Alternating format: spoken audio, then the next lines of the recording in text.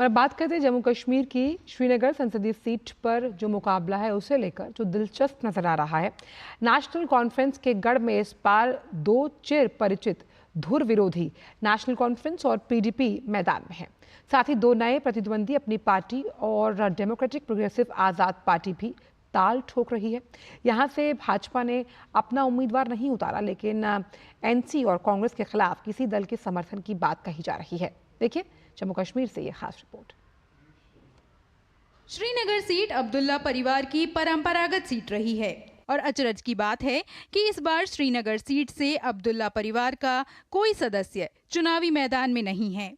National conference ने शिया नेता आगा रूहुल्लाह को मैदान में उतारा है। वहीं पीडीपी ने अपने यूथ विंग के अध्यक्ष वहीद रहमान पर्रा पर दांव लगाया है।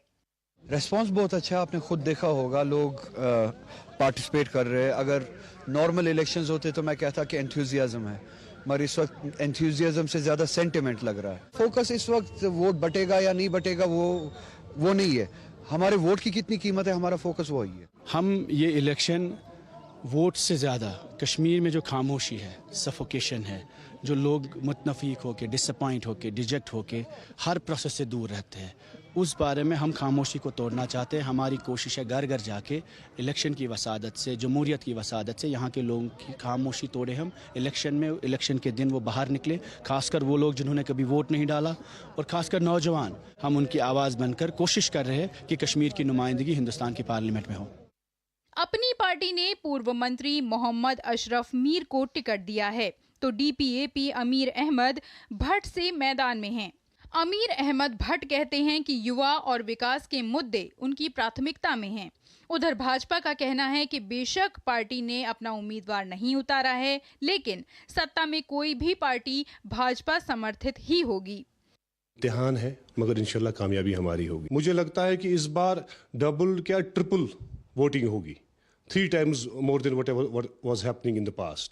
तो आई एम रियली हैप्पी कि इस बार वोटिंग होगी। और मेरी आवाम से गुजारिश रहेगी, खास तौर पे यंग जनरेशन के लिए, कि हमें अपना मुस्तकबिल देखना है। मेहरबानी करके इस बार अपना वोट ज़ाया ना कीजिए, बाहर आइए और अपने मुस्तकबिल को कामयाब कीजिए।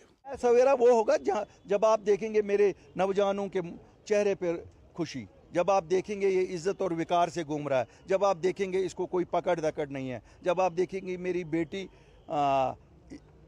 इसको किसी चीज़ की दिक्कत नहीं है, इसने ग्रेजुएशन की है, पोस्ट ग्रेजुएशन की है, इसकी ज़िंदगी शुरू होनी है, शादी होनी है, हर चीज़।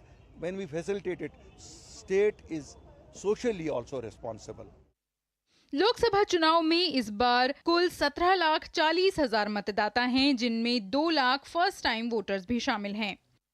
13 मई को श्रीनगर सीट पर मतदान होना है।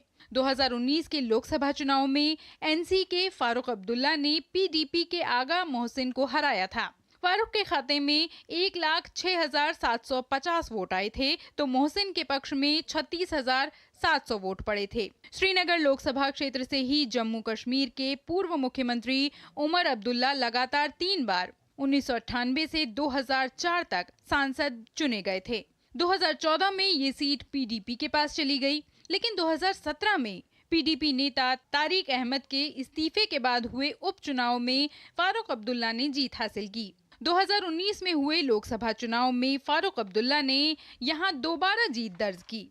2019 में अनुच्छेद 370 को निरस्त किए जाने के बाद किए गए परिसीमन में श्रीनगर लोकसभा निर्वाचन क्षेत्र को फिर से पुनर्गठित किया गया है, जिसमें शोपियां और पुलवामा जिलों की 6 सीटें शामिल हैं, जबकि बडगाम जिले के 2 विधानसभा क्षेत्रों को इससे हटा दिया गया है। कहा जाता है कि ये एनसी का गढ़ रहा है, लेकिन इस बार जिस तरह के मुद्दे हैं, जिस तरह से यहाँ पर लोग उन मुद्दों के लिए मुखर हैं, उसने इस चुनावी लड़ाई को बेहद दिलचस्प बना दिया है।